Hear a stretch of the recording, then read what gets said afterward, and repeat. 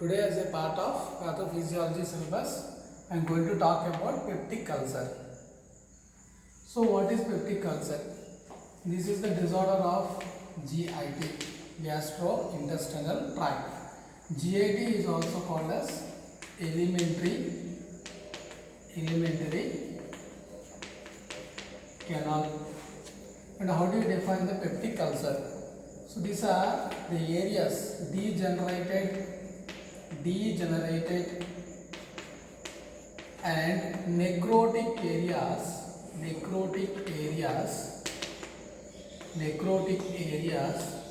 noticed in the wall of mucosa of GIT is known as peptic ulcer. So that is certain areas within the mucosa of GIT we can notice degenerated areas, we can notice necrotic areas. Such areas are now called as peptic ulcers. Okay, and these areas can be noticed in entire portion of GIT.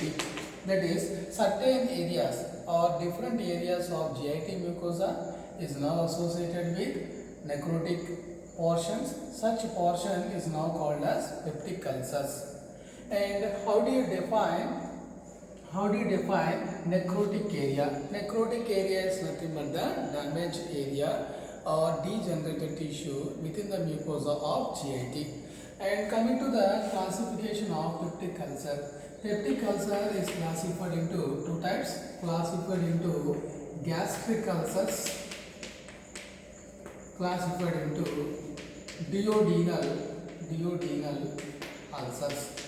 So what are gastric ulcers? What are duodenal ulcers? So gastric ulcers are nothing but the necrotic areas that are noticed within the mucosa of stomach. So here you can see GIT, and here you can find the presence of mucosa of GIT. So this is the mucosa of GIT, and certain areas within the stomach, the mucosa is associated with necrotic areas, degenerated portions. Now it is named as simply gastric ulcers. This form of peptic ulcers noticed within the mucosa of stomach, now they are called as gastric ulcers. And what are duodenal ulcers? Such form of necrotic areas noticed in the mucosa of duodenum, now they are called as simply duodenal ulcers. Okay, and duodenal ulcers mostly they produce pain in the night region.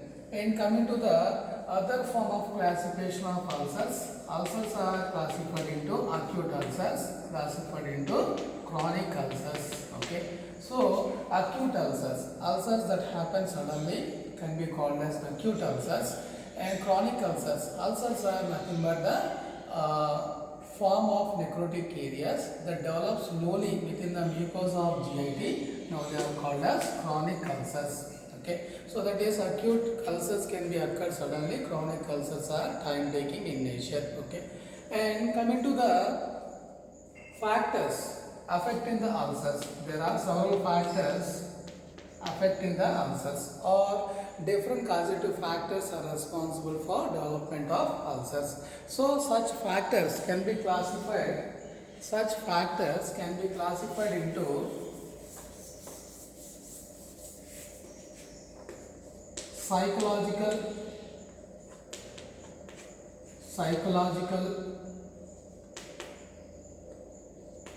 psychological factors, classified into physiological factors, classified into dietary factors,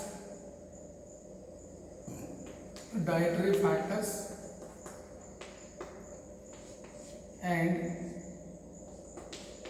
lifestyle and bacterial infections, trauma. So these are some of the factors responsible for development of ulcers, peptic ulcers. Firstly, that can be psychological factors. Several kinds of psychological factors now affect the ulcer formation. Okay, for example, anxiety, for example, depression, different kinds of psychological factors now they are responsible for development of ulcers. And physiological factors. Physiological factors, that is nothing but some kind of injuries happen to the stomach, okay, some kind of damages happen to the stomach, okay, now can lead into the development of ulcers classified into physiological factors, okay, or some kind of disorders happen in the body can lead into the development of ulcers, okay. And dietary factors, that is having the diet containing less amount of nutrients, and diet containing more amount of spices can develop the ulcers. So that is the food having high amount of spices and the food having the less amount of nutrients can lead to the development of ulcers.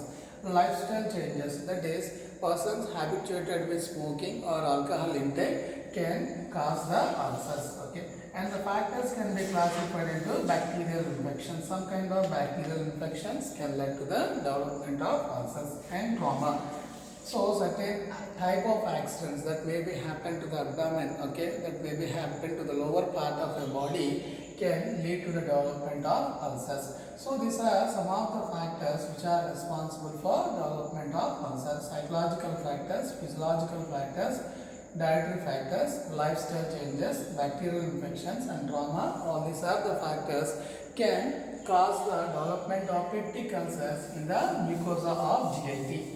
Then coming to the pathogenesis of ulcers. So when we look into the pathogenesis of ulcers, ulcer can be developed in the body because of multiple factors, okay.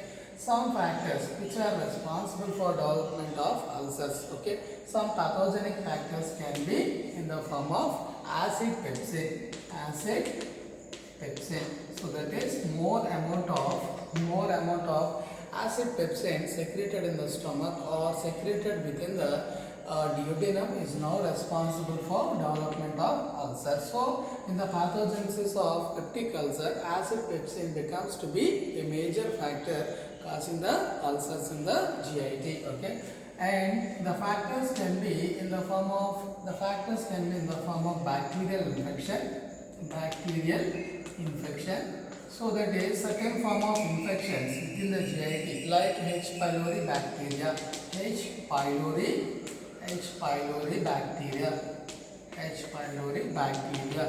can cause the development of ulcers. So this form of H. pylori bacteria, it produces the enzymes, that is urease enzyme, and urease is now responsible for damaging the mucosa of GIT and now can lead to the development of ulcers, okay. And again the other factors can be in the form of drugs. Drugs are implicated in the development of ulcers. Some kind of antibiotics can cause the ulcers, and again drugs like NSAIDs, non-steroidal anti-inflammatory drugs can develop the ulcers in the GIT. So this form of NSAIDs, mostly they are the painkillers. NSAIDs, when taken continuously into the body, this form of NSAIDs now they acts by inhibiting the COX enzyme. And COX is responsible for development of mucus secretion, which is a protective secretion in the wall of GIT. Normally the wall of GIT is coated with thick secretion, viscous secretion, that is also called as mucus secretion. It is a protective secretion. This protective secretion protects the wall of GIT from the acid secretions in the stomach, okay. So normally in the stomach we can find the presence of hydrochloric acid or gastric juice, and the wall of GIT is protected from the gastric juice because of thick mucus secretion, and this mucus secretion is produced by the COX enzyme, cyclooxygenase enzyme, and NSAIDs when taken heavily into the body or continuously into the body inhibits the COX enzyme, okay. So inhibition of COX enzyme is now responsible or inhibit the prostaglandin secretion, and prostaglandin is normally useful for mucus secretion in the GIT